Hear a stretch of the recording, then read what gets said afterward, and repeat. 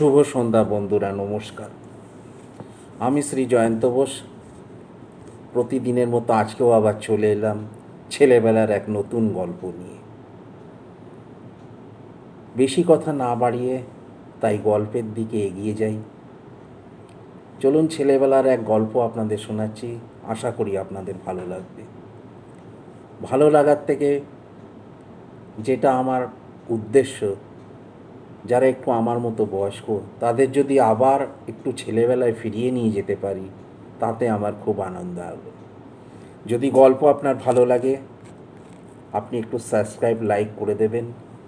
তাহলে কি হবে, আমার উৎসাহটা আরও বাড়বে, আরও নতুন নতুন গল্প আপনাদের সামনে তুলে ধরব। শুরু করি। বিশাল এক পাহাড়ের উপরে এক ঈগল বাসা বানিয়েছিল।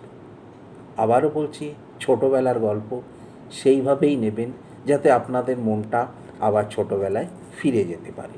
সেই উদ্দেশ্যেই আমি এই গল্পগুলো নিয়ে রোজ আসি। তাহলে শুরু করি। বিশাল এক পাহাড়ের উপর এক ঈগল বাসা বানিয়েছিল। ঈগলের বাসায় ছিল আরও চারটি ডিম। প্রতিদিন সে এগুলোকে রেখে খাবারের খেজে উড়ে যেত অনেক দূর, অনেক অনেক দূর। তার ওই 4টে ডিম রেখে সে প্রত্যেক দিন উড়ে যেত। একদিন কি হলো, ঈগল যখন বাসার বাইরে ছিল তখন ভূমিকম্পে গোটা পাহাড় নড়ে উঠল। মানে ঈগল বাসায় ছিল না, তার ওই 4টে ডিম ছিল কেবল, আর ভূমিকম্পে গোটা পাহাড়টা কাঁপিয়ে উঠল। এতে ঈগলের একটি ডিম বাসা থেকে ছিটকে পড়ে গেল। কী হলো, যখন ভূমিকম্প হলো তখন একটা ডিম, ওই ভূমিকম্পের কম্পনে একটা ডিম ঈগলের বাসার থেকে পড়ে গেল। গড়াতে গড়াতে সেই ডিম মিশে পড়ল পাহাড়ের নিচে এক মুরগির বাসার উঠোনে। মানে যেহেতু পাহাড় থেকে পড়েছে, অটোমেটিক সে গড়িয়ে গড়িয়ে গড়িয়ে গড়িয়ে গড়িয়ে সে এক মুরগির বাসার সামনে এসে পড়ল। মুরগি সেই ডিমটাকে নিজের বাসায় নিয়ে এলো। মুরগির কোনো দোষ নেই, মুরগি ভালো মানুষের মতো সেই ডিমটা ও নিজের বাসায় নিয়ে এলো। অন্যান্য ডিমের সাথে রাখলো, তার আরও যে ডিমগুলো ছিল তার সাথে সে ওই ডিমটাও রাখলো। যত্ন করে তাপ দিতে দিতে লাগলো। সেই মুরগি যেমন অন্য বাসার ডিমগুলো তাপ দেয়, সেই ওই ঈগলের ডিমটাও তাপ দিতে লাগলো। একদিন সেই ডিম ফুটে ঈগলের একটা সুন্দর বাচ্চাও বের হলো। তাপ দিতে দিতে কী হলো, যে মুরগির যেমন ডিম ফোটে তেমনি ঈগলের বাচ্চাগুলোরও ডিম বের হলো। মুরগির বাচ্চাদের সাথে ঈগলের বাচ্চাটি বড় হয়ে উঠতে লাগলো।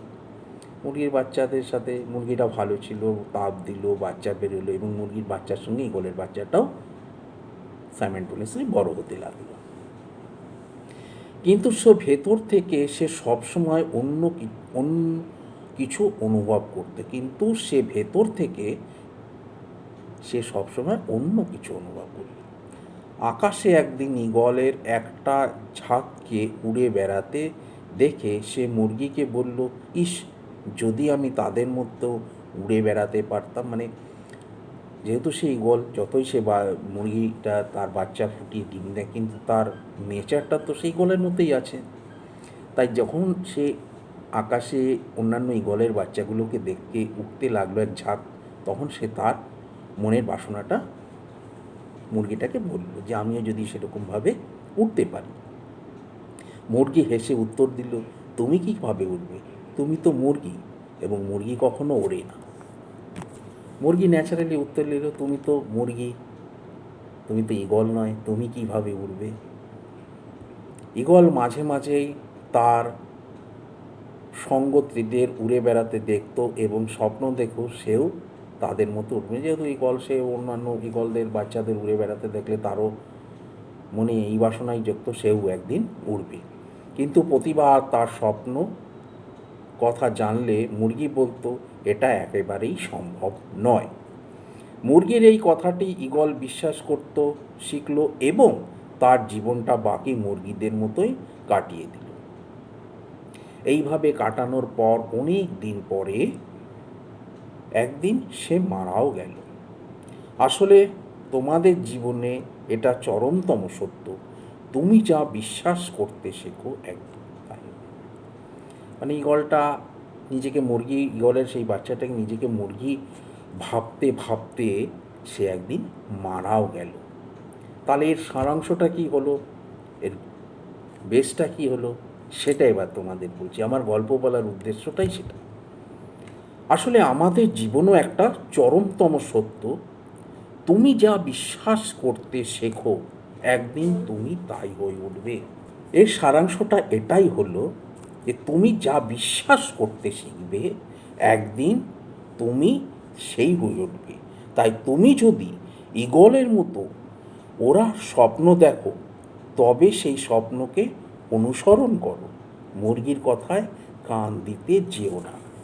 মানে তুমি যদি জীবনে এইটা ঠিক করো যে আমাকে অনেক দূর এগিয়ে যেতে হবে, তাহলে তুমি নিশ্চয়ই আগে বেরোবে। আর তুমি যদি মুরগির মধ্যে ভাবো যে আমি তো পারি না, আমি তো পারি না, আমি তো পারি না, তাহলে তুমি কোনো দিনই আগে পৌঁছাতে পারবে না, তোমার স্বপ্নের লক্ষ্যে পৌঁছাতে পারবে না। তাই বলি, মুরগির মতো কথায় কান না দিয়ে ওরার স্বপ্ন দেখো, জীবন সাকসেস করে দেখাও, দেখবে তুমিও একদিন অনেক অনেক সাফল্য পেয়ে যারা তোমাকে নেগলেক্ট করতো তাদেরকে দেখিয়ে দাও তুমি অনেক অনেক অনেক সাফল্য পেয়ে অনেক দূর যেতে পারো। তাই যারা নেগেটিভ কথা বলে তাদের কথায় কান না দিয়ে নিজের পজিটিভিটিটাকে এগিয়ে নিয়ে যাও, দেখবে তুমিও একদিন মুরগি ঈগলের মতো আকাশে উঠতে পারো, মানে সাকসেস পেয়ে অনেক উপরে উঠতে পারো। এখানেই আমার গল্প শেষ করেছি। আশা করি আপনাদের গল্প ভালো লাগবে। যদি ভালো লাগে ফলো করবেন, সাবস্ক্রাইব করবেন এবং শেয়ার করবেন। নমস্কার, শুভ সন্ধ্যা।